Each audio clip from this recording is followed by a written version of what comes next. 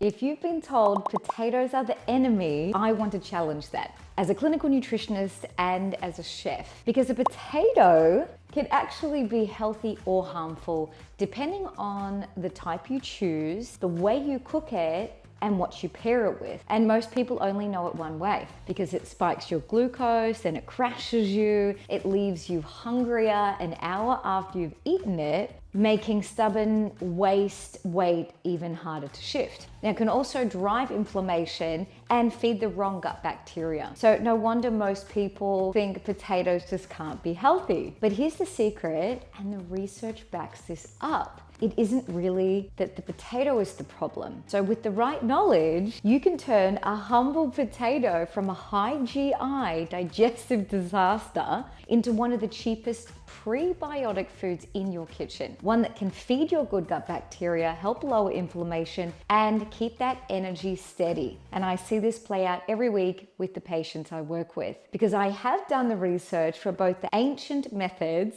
and the modern day science to help you with 4 simple prep tricks. Now, you don't have to do them all at once, just mix them up a little bit because everyone earns their place here. Now, here's your first quick win before we even get started. Eat your protein first and the potato second with your meal. Leading with the protein slows how fast your stomach empties, which helps soften the glucose and insulin spike and then can ease that rebound crash later. And because I'm a chef too, at the end, I'll show you how to make a really quick potato dish that doubles as an easy work week meal prep. All right, let's get into it. Point 1, pick the right potato, then peel it. So this is the mistake I see constantly at the supermarket. Most people grab the big floury baking potatoes, but for gut health and steadier blood sugar, you want a waxy potato instead. The baby news, the kiflers, new potatoes, they hold their shape and they're a bit gentler on your blood sugar. And here's where it gets fun. Try to find a purple or red potato. The pigments in there are called anthocyanins. They're a type of polyphenol. The research suggests they help feed a healthier gut.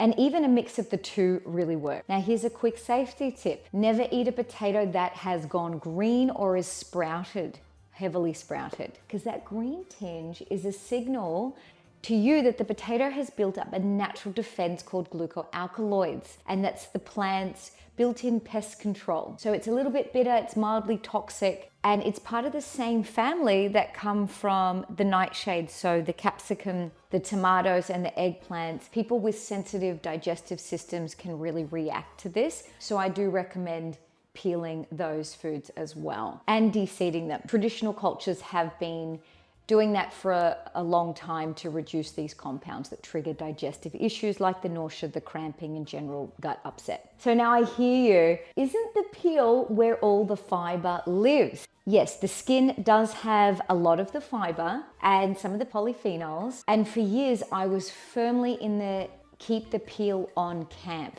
especially with organic, and they're concentrated. So if you've got bad gut health, I recommend peeling it, as well as the other nightshades. Now, if you're one of those people who struggles to also eat grains, legumes, and nuts, grab my Prep Like a Pro cheat sheet in the links below. I have my exact steps to make these ingredients a lot easier to digest. Now, stick around because there's one easy prep step that can flip the potato from a blood sugar spike to food that feeds and strengthens your gut wall. But next up is point 2.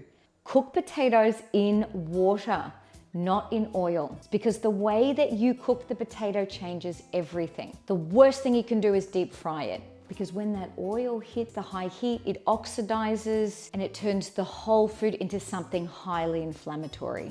Now, here's why boiling wins. It's gentle, the wet heat does 2 quiet favors for your gut. First, it softens the lectins and helps break them down. Second, because you're cooking in water and then you're gonna tip that water away, the boiling actually leaches out some of the water-soluble troublemakers like the glucoalkaloids, like some of the oxalates that can cause the bloating, the loose stools, the general digestive upset. And then there's also a clever pairing that I'll get to in a second to help reduce those compounds even further.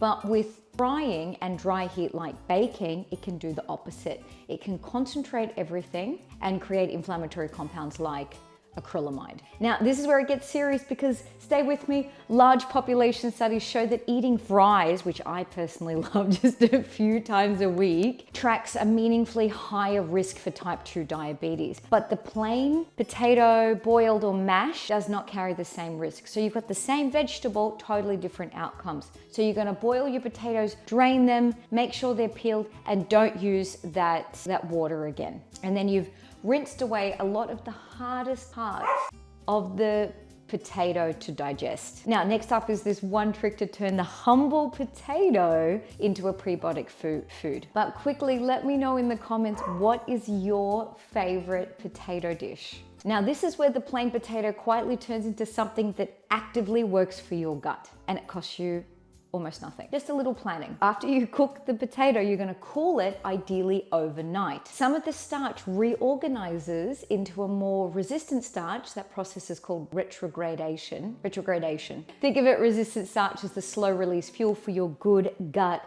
bacteria to feast on, instead of a fast sugar hit that spikes and crashes you. Now, here's why that is gold. Resistant starch actually feeds beneficial bacteria like Roseburia that produces great compounds called butyrate. It's a short chain fatty acid that is the #1 fuel the cells lining your gut feed. So the cooled potato literally strengthens the lining of your gut. And yes, it can be heated again the next day. Now, the pairing, what you do around the potato to reduce the post-potato crash, and what my dish will cover in a second. Now, you already know that from the first one is that you want to pair it with the protein and also some fiber. So that alone will make a meaningful difference. Second, you want to add some vinegar, apple cider vinegar or lemon, and that helps even further. Third, you want to add a good quality fat, an extra virgin olive oil, something like that. And the protein can be like cooked eggs, a cold smoked trout or fish, shredded chicken, and they're gorgeous through potato salads. Now, these slow everything down and there's less of that 4 o'clock slump. One last clever thing. Back to those oxalates. If you pair your potatoes with, or other high oxalate foods, I have a talk on this as well, I'll leave it at the end, with dairy, the calcium actually helps bind to those oxalates. So it helps reduce them. And I'm also gonna leave my favorite loaded potato recipe for you at the end, so you have 2 potato dishes that are actually good for your gut. But first, before we get to the fun part, I want to talk to you about something that really matters. Because if you're reacting to more and more foods, if the bloating and the sensitivity just keep creeping up, it is usually a sign that something deeper is going on with your gut microbiome. It's an imbalance called a dysbiosis, and the hardest part is that it usually gets worse, not better. Now, I know one-on-one consults with me can be really expensive, so I built a gut reset and repair program to give you that same clinical roadmap for a fraction of the price. The therapeutic meal plans, it's got shopping lists, gut-friendly versions of the meals you already love, and it's all designed for busy real life. So if you want a simple gut reset without the guesswork, I'll throw the link in the description. Go and check it out. All right, here's the fun part. Let's get on to the cooking class. This is, and we're not going to use all of these ingredients, don't you worry, the gut boosting potato salad. So this is my healthy potato salad. It's perfect for a work meal prep, and it's got a selection of different things. I'm going to walk you through the ingredients. Even if you put 1 or 2 and swap the dressing, it's going to do you a world of favors. So first thing is I have the cooked and cooled potato. I've peeled it, I've put it in the fridge, and it's the kiflas. I tried to find the red or the purple potatoes, but I couldn't find them today, so we just went with the regular one. Now, when I think about making a dish, I think about what I'm gonna add. So I wanna add some protein. In this one, I've got some cooked eggs, right? I've cut it roughly the same size. I've also got some smoked trout. Right, this is going to add some of the flavor. So I've got flavor, I think about fiber and protein. So this is flavor and protein. Now for the gut healthy ingredients, believe it or not, red onion is one of the best, cheapest prebiotic foods for your gut, good gut bugs. And what it has here, because I try to add something purple since I couldn't get the purple potato. Sometimes I'll put a coleslaw in there or a purple cabbage because the compounds feed up. Akkermansia is a superstar for your gut lining, produces mucin. It's also associated with lower weight. So I just put it, because it's quite sharp for most people, I put it into cold water for 15 minutes prior.